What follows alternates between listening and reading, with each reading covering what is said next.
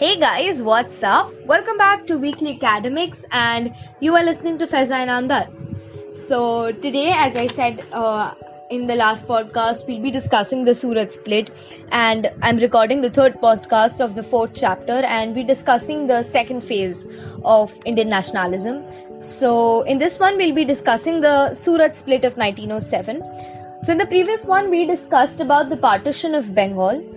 And when we discussed the partition of Bengal, we came across certain names that were the congressmen who did not really have the moderate views, but they were the assertive nationalists, the ones with the aggressive views. So this Surat split is something that deals with this difference between the early nationalists and the assertive nationalists. The difference between their moderate views and their sturdy views, their very provocative views. So let's get into it. The Surat split of 1907. So after the partition of Bengal took place in 1905, the assertive nationalists like Bal Gangadhar Tilak or Lala Lajpat Rai, Bipin Chandra Pal, these people started questioning the early nationalists, that is the ones with the moderate views like Dadabhai Naoroji, Surendranath Banerjee, etc. That what use were these constitutional methods and these moderate methods that they had been following if the return for these methods was the partition of Bengal and insult for the Indians. So that was what they were continuously emphasizing on, and now they wanted to adopt methods that would pressurize the government to fulfill their demands, because through the constitutional methods and through the peaceful moderate agitations, things were not really going as they should have. So these assertive nationalists tried to take things in their control. They wanted to now take up measures which would pressurize the government. And what happened in the Kolkata session, that is the session of 1906, we've discussed about this in brief when we discussed contributions of Dadabhai Naoroji. So after the split of or the partition of Bengal, the next session was the session of 1906 that happened in Calcutta. But in this session, there was a small compromise made, because the assertive nationalists or the aggressive nationalists, they wanted Bal Gangadhar Tilak to be the president of the meeting, whereas the ones with the moderate views, they wanted Dadabhai Naoroji to be. They wanted someone among them to be the president, so that they get to have someone of moderate views to be the president. They called Dadabhai Naoroji from England to be the president of the 1906 Calcutta session.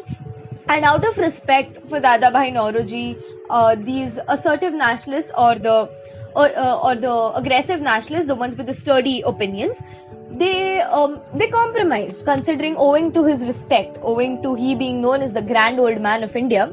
They respected him and allowed him to be the president. And to an extent, this was a bit of a dynamic session, because they passed resolutions like Swadeshi, Swaraj and boycott. So yes, it kind of moved towards the ways that the assertive nationalists wanted, but not completely. So that is just a basic background that I'm giving over here. Now let's understand why exactly the Congress split into two groups. Why did that split happen? Okay, so now there were resolutions of Swaraj, Swadeshi and boycott, and this were kind of it showed dynamism in the Congress, now that the Congress was moving, slightly drifting from moderate views and trying to take measures that would pressurize the government, like the boycott and Swadeshi that we studied earlier. But they were still, non-violent methods. Okay, all these were non-violent methods.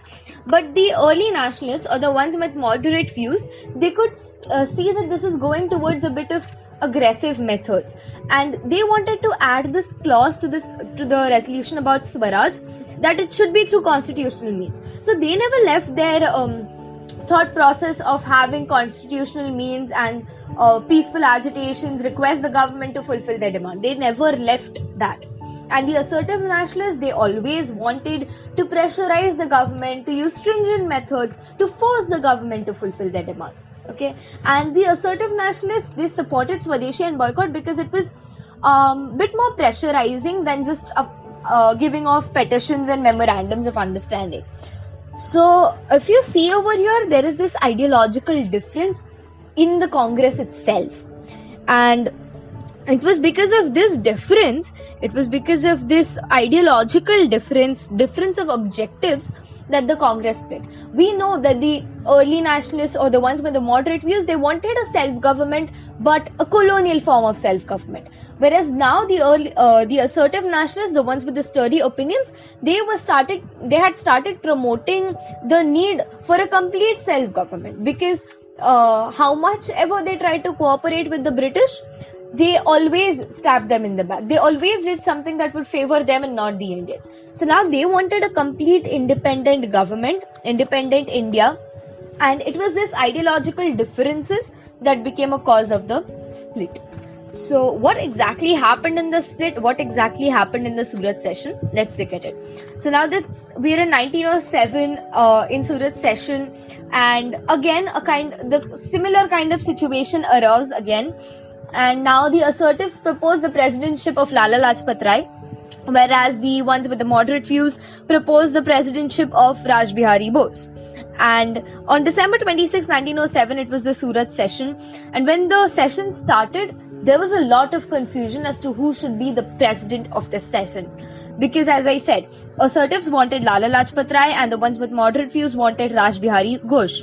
So it was a confusion. There was a mismatch of opinions, and nobody was ready to agree. And so in this Surat session, the assertive nationalists finally declared that they would leave the Congress. And leaders like Bal Gangadhar Tilak, Lala Lajpat Rai, all these people, they decided that they will leave the Congress. And it was about for 9 years that they were kept out of Congress because of the ideological differences. It was clearly evident that they could not work together, so they split. Now the Congress split up, but even though the Congress split, everybody still agreed with the concepts of Swadeshi, boycott, these two specifically to be mentioned, and the public still followed it, right? The public still followed Swadeshi and boycott because all of the congressmen supported Swadeshi and boycott. Okay, with some ups and downs, they all did support. So that brings us, this fact that everybody really supported Swadeshi and boycott, brings us to what the government did to put it down. Now the Surat split happened, the Congress split, but what about these movements of Swadeshi and boycott going on? So the government, they enacted their repressive measures as usual. And what the government did was to curb this growing boycott movement, to put it down. The government started sending important eminent leaders to the Myanmar's Mandalay prison, like we saw in the previous podcast. Bal Gangadhar Tilak, Lala Lajpat Rai, all these were sent to the Myanmar's Mandalay prison. Tilak was sent to the prison under the charges of seditious meeting acts of 1907. Various writers, various journalists were sent to the jail under the Newspapers Act of 1908. Newspaper owners, editors were arrested for writing any content that goes against the Britishers. There were small school children who even sung patriotic songs were arrested by the policemen. And all these eminent personalities were, without reasons, just under Sedition Act or Newspapers Act, they were all put to jail. They were all arrested. But because of all this, they could not really stop the nationalist movements going on, because the country at this point of time was united. Even though their leaders were in jail, through the jail they were writing, they were trying to communicate, and it is because of their leadership that the country was still united. And they grew various revolutionary groups in Bengal, in Punjab, and in various other parts of the country. So how much ever the British tried to put it down, the people now had a realization that they had to stand up. So they could not really put down the nationalist movements. The Britishers could not really do that. But yeah, various of the eminent leaders were put to jail. And yes, so that's where I would stop for today, because we've discussed Surat split and we've discussed another stage of implementation of repressive measures. So that's where I would leave you for today. In the next podcast, we'll be moving towards the features of assertive nationalists. We'll be discussing assertive nationalists in detail now. And until then, if you want to listen to something soothing, relaxing, calm, beautiful, you can always listen to Your Life in My Voice, podcast made by Dr. Sabiha.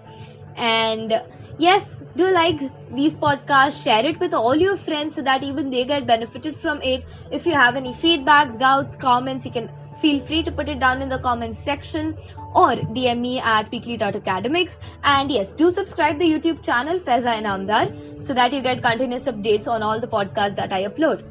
Until then, you're listening to Faiza Inamdar at Weekly Academics. Stay home, stay safe, be healthy. Bye-bye.